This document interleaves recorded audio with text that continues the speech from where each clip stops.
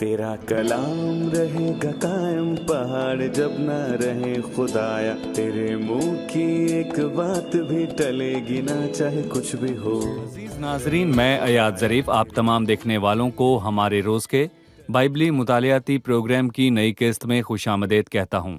ناظرین، جیسا کہ آپ جانتے ہیں کہ اس پروگرام میں ہم بائبل مقدس کی تمام کتابوں یعنی پیدائش تا مکاشفہ تفصیلی مطالعہ پیش کر رہے ہیں۔ ہم پرانے عہد نامے میں سے ابھی آموز کی کتاب پر ہیں، جو انبیاء اصغر کی لکھی کتابوں میں سے ایک ہے، اور آج ہم تیسرے باب کا مطالعہ شروع کریں گے اور خدا ان کے فضل سے 1 تا 8 آیات تک مطالعہ کریں گے۔ میں یاد دلانا چاہوں گا کہ پہلے اور دوسرے باب میں 8 قوموں پر عدالت کے فرمان جاری ہوئے۔ شروعات اس نے 3 قوموں سے کی جن کا خدا کے لوگوں کے ساتھ خونی تعلق نہ تھا، اور 3 قومیں تھیں جن کا خدا کے لوگوں کے ساتھ خونی تعلق تھا، جو کہ ادوم اور مواب اور امون تھے۔ پھر اس نے یہودا کی عدالت کی بات کی جو جنوبی ریاست ہے۔ پھر عدالت ہے یا مملکت اسرائیل کا مجرم ٹھہرایا جانا ہے جو شمالی مملکت ہے، اور اس کا خاتمہ ہے۔ آج کے پروگرام کا آغاز کرنے سے پہلے میں اسٹوڈیو میں آئے خدا کے خادم کا خیر مقدم کروں گا۔ خوش آمدید بھائی یوسف۔ آپ کا بہت شکریہ بھائی، آپ کیسے ہیں؟ میں ٹھیک ہوں۔ اور اسٹوڈیو میں آئے ہمارے دیگر مہمانوں کو بھی خوش آمدید۔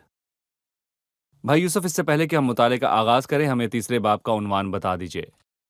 ہم کہہ سکتے ہیں کہ یہ اسرائیل کے خلاف گواہوں کو بلانا ہے۔ اس میں لکھا ہے کہ خداوند نے ان کے ساتھ کیا کیا، اور پھر باب کا اختتام مجرم ٹھہرانے اور آنے والی عدالت کے تذکرے پر ہوتا ہے، اور پھر ان لوگوں نے خدا کو غضبناک کیا۔ ابھی بھی ہم ان لوگوں کے مجرم ٹھہرائے جانے کا مطالعہ کر رہے ہیں۔ ٹھیک ہے، اب میں چند آیات پڑھنا چاہوں گا، اس کے بعد آپ سے سوال کروں گا۔ پہلی اور دوسری آیت ہے، لکھا ہے، اے بنی اسرائیل، اے سب لوگوں جن کو میں ملک مصر سے نکال لایا، یہ بات سنو جو خداوند تمہاری بابت فرماتا ہے، دنیا کے سب گھرانوں میں سے میں نے صرف تم کو برگزیدہ کیا ہے، اس لیے میں تم کو تمہاری ساری بدکاری کی سزا دوں گا۔ جو لکھا ہے ان کے مطابق گویا وہ نبی اسرائیل کے واسطے فضل مقرر کرتا ہے، لیکن وہ ان لوگوں کے واسطے عدالت کو بھی مقرر کرتا ہے۔ فضل اور عدالت دونوں کیوں ہیں؟ میں اپنے ناظرین کو یہ یاد دلانا چاہوں گا کہ ہم ایک نئے حصے کے اندر ہیں، اور وہ 8 قوموں پر ہونے والی عدالت کا احوال بیان کر چکا ہے۔ یہاں 3 پیغام ہیں جنہیں پہنچایا جا رہا ہے۔ تیسرے باب کی پہلی آیت ہے، تم یہ بات سنو۔ چوتھے باب کی پہلی آیت، کلام کو سنو۔ 5ویں باب کی پہلی آیت، تم یہ بات سنو۔ اور خداوند بتاتا ہے کہ یہ کن کے لیے ہے، صحیح۔ کن کے لیے ہے، اور پہلے وہ یہاں پر یہ کہتا ہے کہ اے سب لوگوں جن کو میں ملک مصر سے نکال لایا، یہ بات سنو۔ اور اس سے اس کی مراد صرف اسرائیل نہیں ہے جو کہ 10 قبیلے ہیں، لیکن اس کی مراد ساری قوم سے ہے، یعنی کہ 12 قبیلے۔ اس لیے لکھا ہے سب لوگوں جن کو میں ملک مصر سے نکال لایا، یعنی 12 قبیلے۔ اور اس سے یہ ظاہر ہوتا ہے کہ خدا کی نظر میں وہ ہمیشہ ایک قوم ہیں۔ اور آپ کو یاد ہوگا کہ ایلیا کے ایام میں، جو اموز سے تقریباً 50 برس پہلے تھا، جب اس نے خداوند کے مذبح کی مرمت کی جسے گرا دیا گیا تھا، اس نے 12 پتھر لیے جو کہ اسرائیل کے 12 قبیلوں کے شمار کے مطابق تھے۔ لیکن ایلیا کے بعد سلطنت تقسیم ہو گئی، پر خدا کی نظر میں سلطنت آج بھی ایک قوم ہے، یعنی 12 قبیلے۔ اور ہیکل میں بھی حضوری کی میز پر 12 گردے ہوتے جو کہ اسرائیل کے قبیلوں کے شمار کے مطابق تھا۔ دنیا کے سب گھرانوں میں سے میں نے صرف تم کو برگزیدہ کیا، اس لیے میں تم کو تمہاری سب بدکاری کی سزا دوں گا۔ اور یہ ایک الہی اصول ہے کہ جس کسی پر مہربانی ہوئی، اس کے ساتھ ہی اس پر ایک ذمہ داری بھی عائد ہو جاتی ہے۔ سو خدا نے آپ پر مہربانی کی ہے تو آپ کو حساب دہ بھی ٹھہرائے گا۔ یعنی ہم ان لوگوں سے بھی زیادہ پرفضل ہیں جو جنگلوں میں پیدا ہوئے اور جن کے والدین گائے بیل یا آگ کی پرستش کرتے تھے، پر خدا کا شکر ہو کہ ہم خدا کو جانتے ہیں اور ہمارے پاس بائبل ہے۔ اس کا مطلب یہ نہیں ہے کہ خدا ہم کو چھوڑ دے گا، نہیں، اس کے برعکس آپ ان سے زیادہ ذمہ دار ٹھہرتے ہیں۔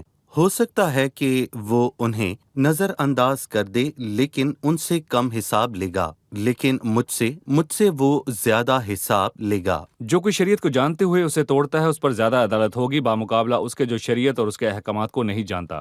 اس لیے وہ کہتا ہے، اے بنی اسرائیل، یہ بات سنو جو خداوند تمہاری بابت فرماتا ہے۔ اور آپ نے پورے گھرانے کی بات کی طرف اشارہ کیا، وہ سب قبیلوں کو یوں ہی دیکھتا ہے گویا وہ اس کے لیے ایک ہی قوم ہے۔ درست۔ کیا اس سے ہم بطور کلیسیا اخلاقی طور پر کچھ سیکھتے ہیں؟ ہم سب جانتے ہیں کہ خدا کی نظر میں کلیسیا ایک جسم ہے اور اس کا یہی مقام ہے۔ लेकिन इंसान की नज़र में वो ग्रोहों में बटी हुई है। मैं ये भी जानना चाहता हूँ कि ये मिसाल किस तरह कलीसिया से मुताबिकत रखती है, जिसे पूरा होने के लिए रूहुल कुद्स की ज़रूरत है, ताकि वो ज़मीन पर भी वैसी ही हो जैसे आसमान पर उसकी सूरत है। जी। जी, मैं कहूँगा कि इस मामले में इंसान दो तरह से खताकार है। कुछ लोगों का मानना है कि ये मिस्री कलीसिया है, ये रूमी कलीसिया है, ये सीरियन कलीसिया है। लेकिन आपको बाइबल में ऐसी कोई बात नहीं मिलेगी। कलीसिया एक है। सही। और बाकी लोग एक और तरह की खता करते हैं कि आओ कलीसिया को एक करने का काम करें। और मैं यहाँ पर ये कहूँगा कि कलीसिया आज भी खुदा की नज़र में एक है। ठीक है। एक जिस्म तकसीम नहीं हो सकता, उसे बांटा नहीं जा सकता। और यही हम हर हफ्ते के शुरू में करते हैं। ऐसा हम दिखाने के लिए नहीं बल्कि ईमान से करते हैं। हम रोटी का एक टुकड़ा लेते हैं जो हमारे लिए मसीह के बदन को पेश करता है। ठीक है, मशरिक और मगरिब के अंदर बहुत सारी तकसीम नहीं, लेकिन मशरिक के अंदर भी तकसीम है और मगरिब के अंदर भी तकसीम है। और कहा जाता है कि 2000 से भी ज्यादा बिदतें मौजूद हैं। तो क्या हुआ? खुदा की निगाह में कलीसिया तब भी एक है और जिस्म एक है और उसका सर एक है और रूहुल कुद्स उसे चलाता है। भले ही इंसान ने कुछ भी किया, इंसान बहुत सी चीजों को तबाह कर सकता है, लेकिन जो खुदा ने किया वो सबसे अहम है। सो मसीह का बदन होते हुए हम एक जिस्म हैं। दूसरी आयत, दुनिया के सब घरानों में से मैंने सिर्फ तुमको बरगुज़ीदा किया है, इसलिए मैं तुमको तुम्हारी सारी बदकारी की सजा दूंगा। ये वाज़ेह है कि खुदा का उनको जानना और उन्हें शरीयत देना उनकी मेहरबानी थी, और इस बुनियाद पर जब उन्होंने उसे रद्द किया तो उन्हें सजा हुई। दूसरी अक़वाम जिनके पास शरीयत ना थी, उन पर यह मेहरबानियां ना हुई। दर हकीकत ऐसा कोई नहीं है जो नहीं जानता था। इल्म कम या ज्यादा हो सकता है, लेकिन ऐसा कोई ना था जो ना जानता हो। और मैं कहूंगा कि हम रोमियो के खत के पहले बाब में ये देखते हैं, जहां 2 मरतबा लिखा है कि उनके पास कोई उज़र नहीं रहता। सही। रोमियो पहले बाब की 21वीं आयत में लिखा है, इसलिए कि अगरचा उन्होंने खुदा को जाना, ये उन बुतपरस्तों के मुताबिक है जिनके पास शरीयत ना थी, मगर उसकी खुदाई के लायक उसकी तमजीद और शुक्रगुजारी ना की, क्योंकि उसकी अनदेखी सिफात जो दुनिया की पैदाइश के वक्त से बनाई हुई चीजों के जरिए मालूम होकर साफ नजर आती हैं, कुछ उज़र नहीं। फिर एक और बात कहता है, हालांकि वो खुदा का ये हुक्म जानते हैं कि ऐसा काम करने वाले मौत की सजा के लायक हैं, फिर भी नाफक्त आप ही ऐसे काम करते हैं, बल्कि और करने वालों से भी खुश होते हैं। सो आपके पास उज़र नहीं। खुदा ने हर इंसान के अंदर खुदा की मार्फत और खुदा की शरीयत के इल्म को रखा है। मैं एक मिसाल देता हूँ। जब काइन ने हाबिल को कत्ल किया और खुदा ने पूछा तेरा भाई कहाँ है, वो कह सकता था मैंने मार डाला। जी। क्या तूने हमें ये हुक्म दिया था कि खून ना करना? शरीयत कहती है कि तू खून ना करना, लेकिन उसने भोला बनने की कोशिश की। उसने कहा मुझे मालूम नहीं क्या मैं अपने भाई का मुहाफिज हूँ, तो तू क्यों नहीं कहता कि मैंने उसे मार डाला? क्योंकि वो जानता था मार डालना गलत है। उसने इनकार किया, हालांकि वो जानता था। ठीक है। तो इंसान जानता है, ऐसा नहीं कि वो नहीं जानता, लेकिन इस मार्फत से गहरी भी एक मार्फत है। जिसके पास बाइबल है वो ज्यादा जानता है। और इसी से हम लुका के 12वें बाब पर आ जाते हैं, जहां पर वो कहता है, और वो नौकर जिसने अपने मालिक की मर्जी जान ली और तैयारी ना की, न उसकी मर्जी के मुआफिक अमल किया, बहुत मार खाएगा, क्योंकि वो जानता है। मगर जिसने ना जानकर मार खाने का काम किया, वो थोड़ी मार खाएगा। और हमें तवक्को थी कि वो कहेगा कि वो हरगिज मार ना खाएगा। जी। तो वो थोड़ी मार क्यों खाएगा? क्योंकि वो जान सकता है, लेकिन वो जानना नहीं चाहता। वो जान सकता था खुदा का इल्म आसान और उसके अहकाम की मार्फत सादा है, और खुदा ने हर आदमी के अंदर ज़मीर को रखा है। सही। और मैं कहूँगा कि ज़मीर को बर्बाद करने वाली बेहतरीन शय मजहब है। सही। बहुत बार इंसान को उसका ज़मीर बताता है कि ये काम गलत है, लेकिन गलत मजहबी तालीमात जो खुदा के हवाले से उस तक पहुंची हैं, उससे जुर्म करवाती हैं मजहब के नाम पर। और जैसा कि कहा जाता है, आज़ादी तेरे नाम पर कितने जुर्म होंगे, आज हम कह सकते हैं ऐ आज़ादी तेरे नाम पर कितने ही जुर्म हुए। और ये आपका मजहब या खुदा से हकीकी ताल्लुक नहीं है, फक्त एक बैरूनी शक्ल है। भाई यूसुफ 3री आयत से 8वीं आयत में सवालात की एक लंबी फहरिस्त है, जिसकी शुरुआत यूं होती है कि अगर 2 शख्स वहां मुत्तफिक ना हो तो क्या इकट्ठे चल सकेंगे? क्या शेर जंगल में गरजेगा जब उसको शिकार ना मिला हो? और अगर जवान शेर ने कुछ ना पकड़ा हो तो क्या वो गार से अपनी आवाज को बुलंद करेगा? क्या कोई चिड़िया जमीन पर दाम में फंस सकती है जबकि उसके लिए दाम ही ना बिछाया गया हो? क्या फंदा जब तक कि कुछ ना कुछ उसमें फंसा ना हो जमीन पर से उछलेगा? क्या ये मुमकिन है कि शहर में नरसिंगा फूंका जाए और लोग ना कांपे? या कोई बला शहर पर आए और खुदावन ने उसे ना भेजा हो? यकीनन खुदावन खुदा कुछ नहीं करता जब तक कि अपना भेद अपने खिदमत गुजार नबियों पर पहले आश्कार ना करे। शेर बब्बर गरजा है, कौन ना डरेगा? खुदावन खुदा ने फरमाया, कौन नबूवत ना करेगा? इसके मुतल्लिक आप क्या कहेंगे कि अगर दो शख्स बाहम मुत्तफिक ना हो तो क्या इकट्ठे चल सकेंगे? क्या दो लोग चल सकते हैं जब तक कि वो मुत्तफिक ना हों?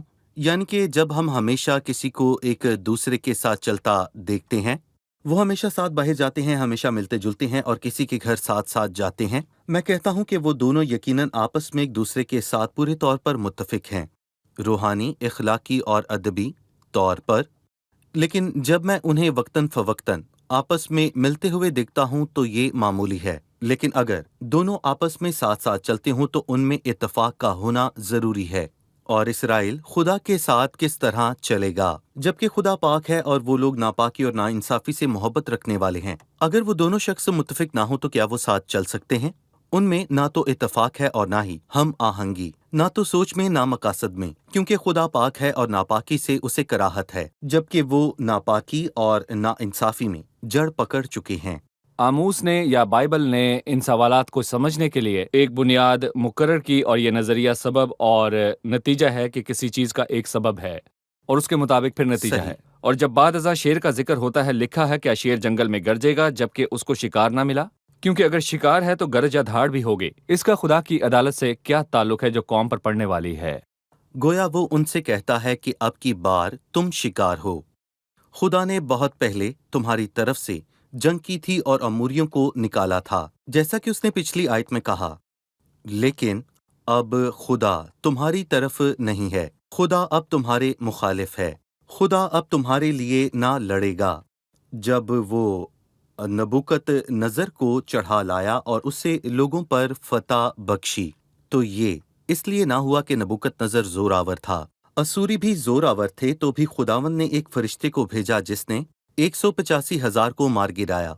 लेकिन खुदा अब तुम्हारी जंग नहीं लड़ रहा, इसलिए 1,000 एक जानिब से भागेंगे और 10,000 दूसरी जानिब से। हालांकि माजी में इसके बरक्स था कि एक ने 1,000 को मार गिराया और दो ने हजारों को।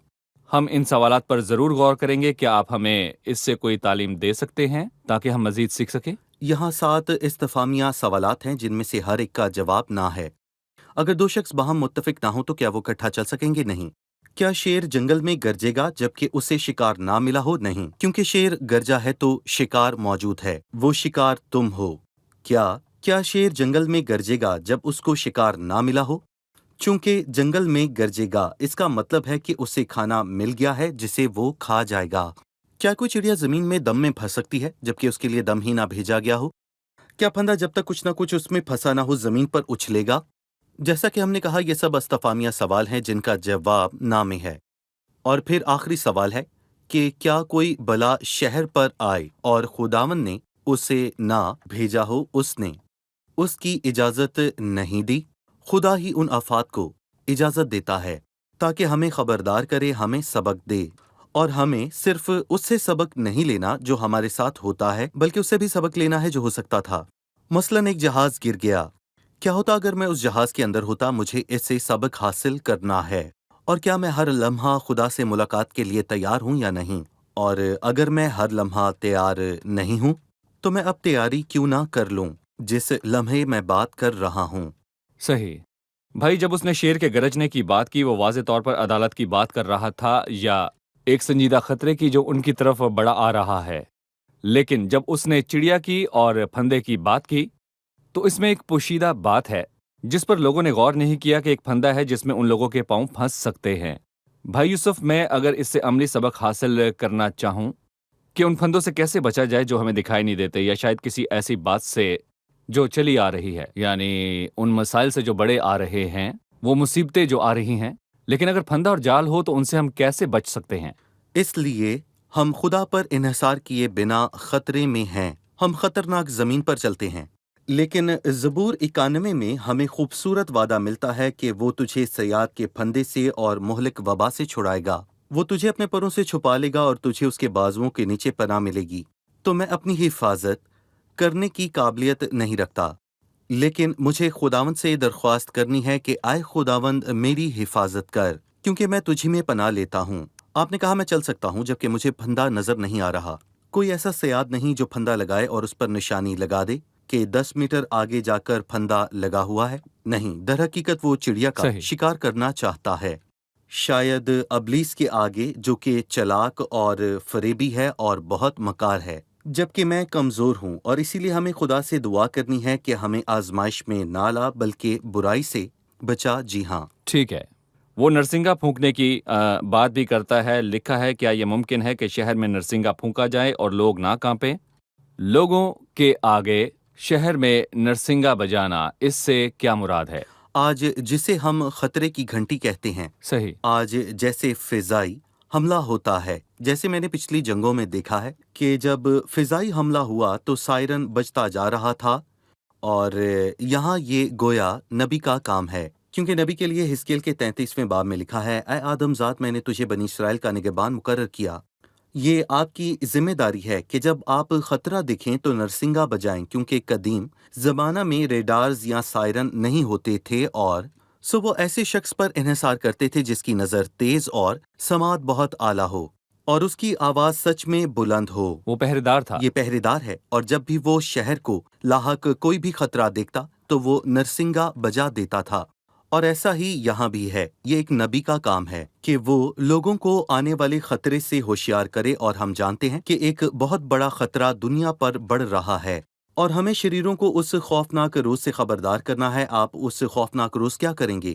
ذاتی طور پر مجھے لگتا ہے کہ جب میں دنیا میں دہشت پھیلتے دیکھتا ہوں کہ ہم ایک تاریک سرنگ میں گھس چکے ہیں، اور ویسے وہ دہشت گردی کے خلاف رسمی یا غیر رسمی طور پر کچھ بھی کرنے کے قابل نہ ہوں گے، تو انسان کو خبردار ہونا چاہیے، کیونکہ دنیا پر مصیبت کا وقت آنے والا ہے، جسے بائبل مقدس میں بڑی مصیبت کہا گیا ہے۔ کیا آج کا پروگرام ایک پہرے دار کی آواز مانا جائے گا ساری دنیا کے لیے کہ دنیا پر ایک خطرہ بڑا آ رہا ہے اور آپ کو اس خطرے سے مسیح کے صلیبی کام میں پناہ لے کر بچنا ہے؟ بالکل، بائبل کو کھولنا ہی ہمارے لیے سب سے بڑی خبرداری ہے، جو کہ ہمیں بتاتی ہے کہ خطرہ ہے، اور یہ بھی بتاتی ہے کہ بچ نکلنے کی بھی ایک راہ ہے۔ سو میرے پاس خطرے کے ہونے کا علم ہو سکتا ہے اور میں خود کو اس سے بچا نہیں صحیح۔ سکتا، لیکن یہاں پر لکھا ہے کہ خطرہ ہے اور اس سے کس طرح بھاگ کر بچا جائے۔ ساتویں آیت ہے، یقیناً خدا کچھ نہیں کرتا جب تک کہ اپنا بھید اپنے خدمت گزار نبیوں پر پہلے آشکار نہ کرے۔ اگر خداوند یہ کرنے والا تھا تو اسے ظاہر کرنے کا کیا مقصد ہے؟ جی ہم بھائی، دیکھتے ہیں کہ اس کو پرانے عہد نامے کی کتابوں میں بہت بار دہرایا گیا ہے، شاید 3 مرتبہ پرانے عہد نامے میں طوفان کے آنے سے قبل، اور اس نے اپنا راز ظاہر کیا، اور یہ معاملہ نوح پر ظاہر کیا گیا۔ اس سے پہلے کہ سدوم اور عمورہ جل جاتے، یہ معاملہ ابراہیم پر ظاہر کیا گیا۔ اس سے پہلے کہ قحط پڑتا، یہ معاملہ یوسف پر ظاہر کیا گیا، اور اس سے پہلے کہ یروشلم پر تباہی آئے، یہ معاملہ شاگردوں پر ظاہر کیا گیا۔ تو یقیناً خدا کچھ نہیں کرتا جب تک کہ اپنا بھید اپنے خدمت گزاروں نبیوں پر آشکار نہ کر دے۔ یہ معاملہ واضح ہے، بھلے پرانا یا نیا عہد نامہ ہو، کیونکہ در حقیقت اس کے 2 مقاصد ہیں۔ پہلا مقصد یہ ہے کہ انسان کو موقع ملے اور انسان توبہ کرے، جی، اور جب انسان توبہ کرتا ہے تو خدا عدالت کو ٹال دیتا ہے جسے کرنے کا وہ ارادہ رکھتا تھا۔ صحیح۔ کیا یہ ماضی میں ہو چکا ہے؟ تو جواب ہے جی ہاں، یہ یونا کے ایام میں ہوا، جب اس نے کہا کہ 40 دن میں نینوا گرا دیا جائے گا، اور کسی نے کہا کہ نینوا 40 دن سے پہلے گرا دیا جائے گا۔ سو اسے پھر سے گرانے کی کیا ضرورت تھی؟ اسے گرایا نہیں، سیدھا سیدھا کیا کیا گیا۔ سو جب انہوں نے یونا کی منادی کو سنا تو انہوں نے توبہ کی، انہوں نے اور توبہ کی۔ پچھتائے اور ایمان لائے، اس لیے خدا نے انہیں معاف کیا۔ اور خطرے کی گھنٹی بجانے کے پیچھے خدا کا مقصد یہ ہے کہ وہ گھنٹی کیوں بجاتا ہے کہ اگر تو لوٹ آئے اور توبہ کرے تو میں اپنی عدالت ٹال دوں گا۔ دوسری بات، تاکہ ہر ایک کا منہ بند ہو جائے۔ زبور 91، تاکہ تو اپنی باتوں میں راست باز ٹھہرے اور اپنی عدالت میں بے عیب رہے۔ سو میں تجھ پر یہ آفت لاؤں گا کیونکہ تو نے ایسا کیا۔ سو جب عدالت کی جائے گی تو جان لے گا کہ خدا نے ایسا کیوں کیا، کیونکہ تو نے ایسا کیا تاکہ تو اپنی باتوں میں راست ٹھہرے اور اپنی عدالت میں بے عیب رہے۔ اور پولس رسول رومیو کے 3 باب میں اس کا حوالہ دیتا ہے، وہ کہتا ہے تو اپنی باتوں میں راست ٹھہرے اور اپنے مقدمہ میں فتح پائے، تاکہ کوئی بھی خدا کو مجرم ٹھہرا نہ پائے کہ خداوند تو نے ہمیں خبردار کیے بغیر ہم پر عدالت لائی نہیں، میں نے تمہیں بار بار خبردار کیا لیکن تم باز ضد صحیح۔ رہے، ہر ایک کا منہ بند ہو جائے۔ خدا کی عدالت کا آنے کا مطلب یہ ہے کہ خدا کسی قوم سے معاملات کے آخری مراحل میں ہے۔ صحیح، وہ ایک بار، 2 بار، 3 بار بولتا ہے اور آخر میں جب لوگ رحمت کے سب مواقع گوا دیتے ہیں تو خدا کی عدالت آن پڑتی ہے۔ ہم پڑھتے ہیں کہ خداوند یوں فرماتا ہے کہ دمشق کے 3 بلکہ 4 گناہوں کے سبب جی۔ سے میں اس کو بے سزا نہ چھوڑوں گا۔ ٹھیک ہے، 8ویں آیت پر اپنی رائے دیجئے۔ شیر ببر گرجا ہے، کون نہ ڈرے گا؟